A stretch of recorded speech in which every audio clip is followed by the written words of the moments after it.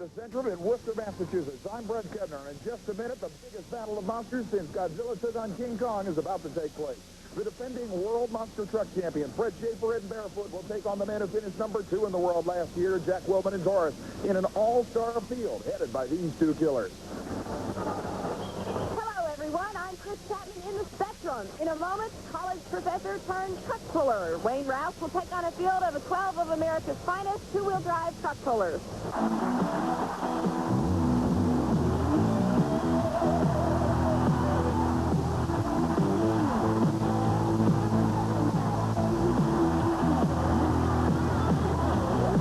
Welcome, everybody, to the Central in Worcester, Massachusetts. We are just a moment away from starting qualifying for a rather unusual USHRA Association Camel Monster Truck Showdown. A very, very short course. Only 120 feet in distance in a battle that will require a driver's reaction times to be absolutely perfect. The very first machine coming out to qualify, New Jersey veteran Mike Wine in the Outlaw Ford, sponsored by Super Winch, will be up against the clock on this shortened course to determine qualifying position. As always, the Centrum event is one of the biggest and best on the USHRA Association trail, drawing the top competitors in the monster truck battle for the Camel World Championship in 1991. Including, of course, the truck that finished number 2 in the world last year, Jack Wilman in Taurus. Meanwhile, Wilman, of course, will be looking to improve on last season's number 2 in the world finish.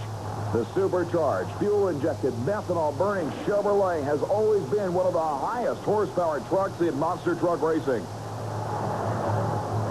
Wilman stages up, signals that he is ready. He'll take the first qualifying run.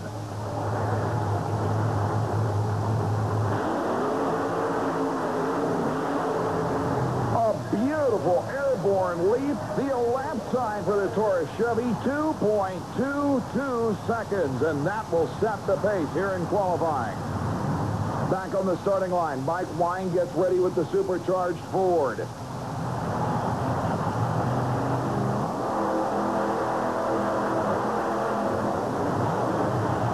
Not the most violent of starting line launches, certainly plenty of air over the cars. The elapsed time, 0.6 of a second slower than the Taurus machine. 2.82 seconds for Mike Wine's Jersey Outlaw.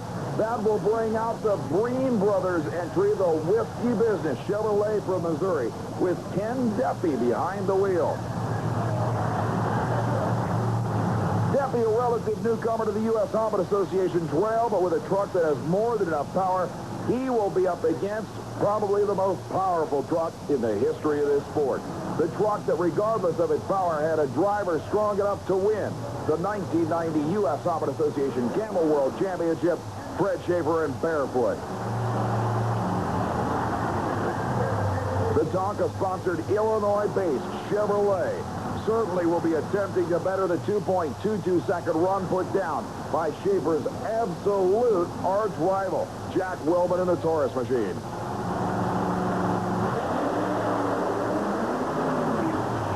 An incredible flight.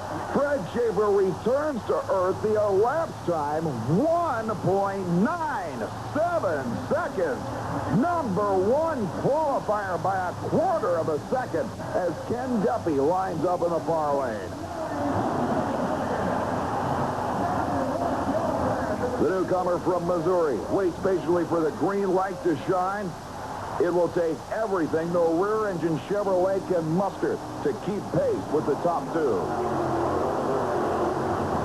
A bizarre landing, but actually an exceptional run, 2.79 seconds. That'll end up placing Duffy number 4 in this field at this point. Now it's time for another Runch of the Week. During side-by-side eliminations last year, Dennis Anderson, the driver of the Gravedigger, who never gives up a fight, nosedive, colliding with the equalizer. On the replay, you can see Gravedigger is out of control.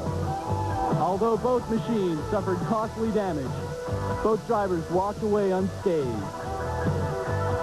And that's this week's Runch of the Week. Super Trax will be right back with more extreme motorsports action. Don't go away.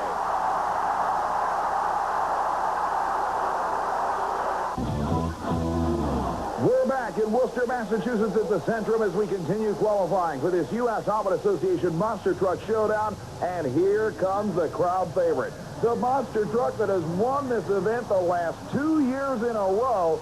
It's Jim Kramer at the wheel of the incredible Bigfoot Ford.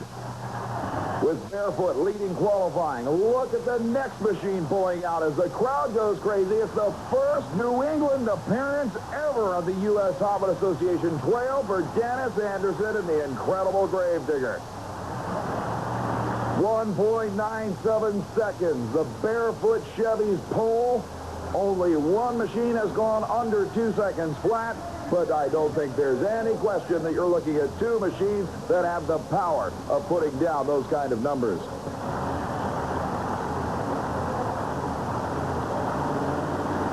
The rear-engine Chevy from Kill Devil Hills, North Carolina. The wild man of monster trucks behind the wheel. Unbelievable flight for Dennis Anderson. Straight up and down just before the finish line. The elapsed time, 2.25 seconds. But had the front end been extended as if the truck was horizontal, the lap time would have been better than that. It'll put him right now number 3 in the field. Jim Kramer on the line and ready. Another incredible flight. Kramer lands it with an elapsed time of 2.26 seconds, a hundredth of a second slower than the Gravedigger Chevrolet. If these drivers insist on getting that kind of air here at the Centrum, we are going to have some wild side-by-side racing. In such a short course, as we pointed out, the reaction time is all important, but with the dirt ramps in front of the crush cars as steep as they are, these guys are going to be sending themselves towards the moon if they put too much power down off the starting line. Coming up, one of the winningest drivers of this 1991 season. We call him the working class hero, the unsponsored first blood Ford of Rob Fuchs. Moves it up against John Breen and the Micro Machines Chevrolet. The Missouri campaigner backs it up at the starting line in the near lane. While Rob Fuchs is always tough with the first blood Ford. The immaculate new Chevrolet product making its Eastern Seaboard debut at this event.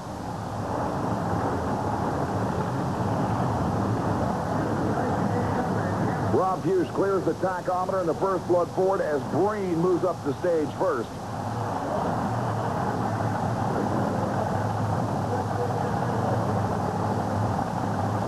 He's ready.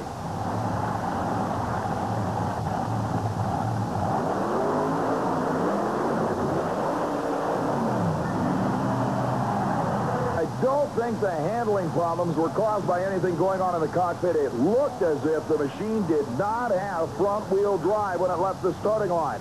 There may be breakage in the front differential of that machine. We'll have to wait and see the elapsed time for the Micro Machine entry, 2.84 seconds, coming, of course, nearly to a stop at the finish line. Rob Fuchs now moves up with the first blood Ford. The Woodstock, Illinois veteran with the supercharged Ford wedge motor under the hood of the all-steel body waits for his green light.